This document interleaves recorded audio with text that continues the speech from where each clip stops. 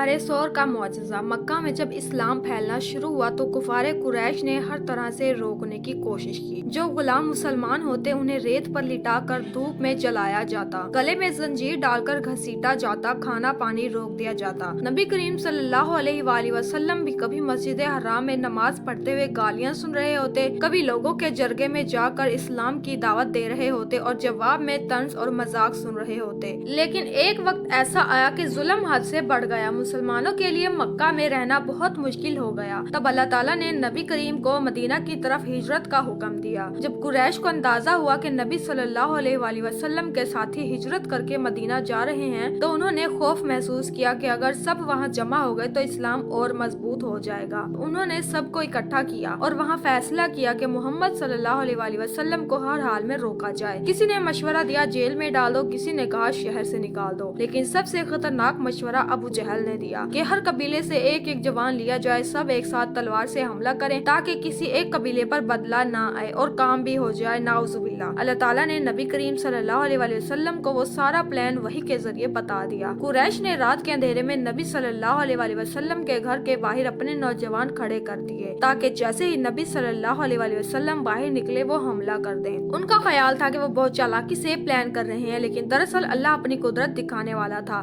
نبی صلی اللہ علیہ وآلہ وسلم نے اپنے پیارے کزن حضرت علی رضی اللہ عنہ کو بلایا اور فرمایا، آج رات تم میرے بستر پر سو جانا اور میری سبز چادر اوڑھ لینا۔ حضرت علی نے بغیر ڈرے خوشی خوشی یہ ذمہ داری قبول کر لی۔ رات گہری ہو گئی، دشمن دیواروں سے لگ گئے، نبی صلی اللہ علیہ وآلہ وسلم کے دروازے پر پہرا دے رہے تھے۔ نبی کریم گھر سے باہر نکلے، زمین سے تھوڑی سی مٹی اٹھائی اور قریش کے نوجوانوں کے سر پر وہ مٹی ڈالتے ہوئے اللہ کی آیت کی تلاوت کی جس کا مفہوم تھا، اور ہم نے ان کے آگے بھی ایک دیوار بنا دی ہے اور پیچھے بھی، اور ہم نے ان کی آنکھوں پر پردہ ڈال دیا تو وہ کچھ بھی نہیں دیکھ سکتے۔ اور واقعی وہ سارے نوجوان نبی صلی اللہ علیہ وآلہ وسلم کو اپنے سامنے سے گزرتے دیکھ ہی نہ سکے اور آپ صلی اللہ علیہ وآلہ وسلم چپ چاپ وہاں سے نکل گئے۔ صبح جب وہ گھر میں گھسے تو بستر پر حضرت علی کو دیکھا تو سب حیران رہ گئے۔ نبی صلی اللہ علیہ وآلہ وسلم رات کے وقت چپکے سے حضرت ابو بکر صدیق رضی اللہ عنہ کے گھر پہنچے۔ حضرت ابو بکر تو کافی عرصے سے ہجرت کا انتظار کر رہے تھے۔ ان کے پاس تو 2 اونٹیاں تیار تھی جن کی خاص دیکھ بھال ہو رہی تھی کہ جس دن نبی کریم صلی اللہ علیہ وآلہ وسلم اجازت دیں ہم فوراً نکل سکیں۔ جب نبی صلی اللہ علیہ وآلہ وسلم نے فرمایا کہ اللہ نے مجھے ہجرت کی اجازت دے دی ہے تو حضرت ابو بکر نے خوشی سے پوچھا، یا رسول اللہ کیا مجھے بھی ساتھ ملے گا؟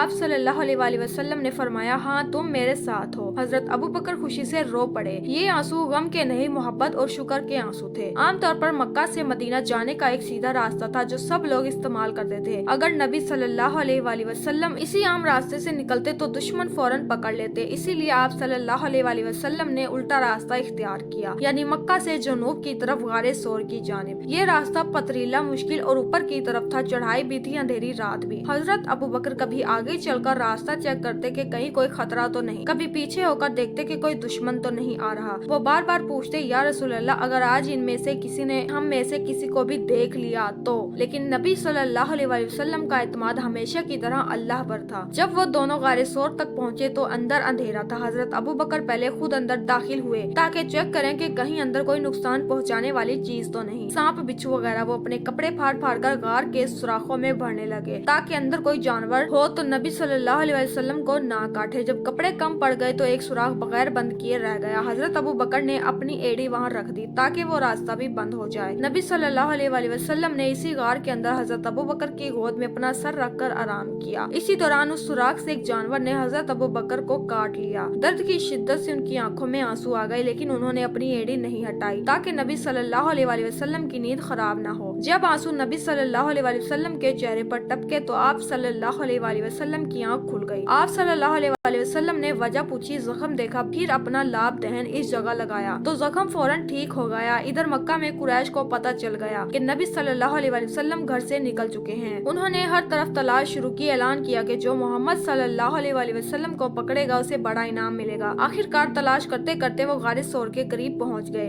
نبی صلی اللہ علیہ وآلہ وسلم اور حضرت ابو بکر انہوں اندر موجود تھے۔ قدموں کی آواز غار کے بالکل باہر تک سنائی دے رہی تھی۔ حضرت ابو بکر نے ہلکی سی فکر مندی کے ساتھ کہا، یا رسول اللہ اگر ان میں سے کوئی نیچے جھانک لے تو ہمیں دیکھ لے گا۔ لیکن نبی صلی اللہ علیہ وآلہ وسلم نے فوراً فرمایا، غم نہ کرو، بے شک اللہ ہمارے ساتھ ہے۔ روایات میں آتا ہے کہ اللہ کے حکم سے غار کے دہانے پر مکڑی نے نے جالا تان دیا اور کبوتروں نے گھونسلہ بنا لیا تاکہ دشمن کو لگے یہ غار تو بہت عرصے سے خالی ہے، یہاں تو کوئی آیا ہی نہیں۔ قریش کے لوگوں نے جب جالا اور گھونسلہ دیکھا تو کہنے لگے یہاں کون ہو سکتا ہے، اگر کوئی ہوتا تو یہ جالا ٹوٹا ہوتا، گھونسلہ گرا ہوا ہوتا اور وہاں سے واپس پلٹ گئے۔ اسی طرح اللہ نے نبی صلی اللہ علیہ وآلہ وسلم کو ان کے درمیان سے پھر ایک بار اپنی خاص حفاظت کے ساتھ بچا لیا۔ چند دن غار ثور میں رہنے کے بعد جب ماحول کچھ ٹھنڈا ہوا تو نبی صلی اللہ علیہ وآلہ وسلم حضرت ابوبکر کے ساتھ مدینہ کی طرف روانہ ہوئے۔ راستے میں حضرت اسماء بنت ابوبکر کھانا پہنچاتی رہی، اپنی چادر کا ٹکڑا کر کے خوراک باندھتی، راستے میں کبھی پہاڑوں کے پیچھے سے گزرتے، کبھی ریت کے میدانوں میں سے، اور آخر کار وہ دن بھی آیا جب مدینہ کے لوگ خوشی سے نبی صلی اللہ علیہ وسلم کے استقبال میں نکل پڑے۔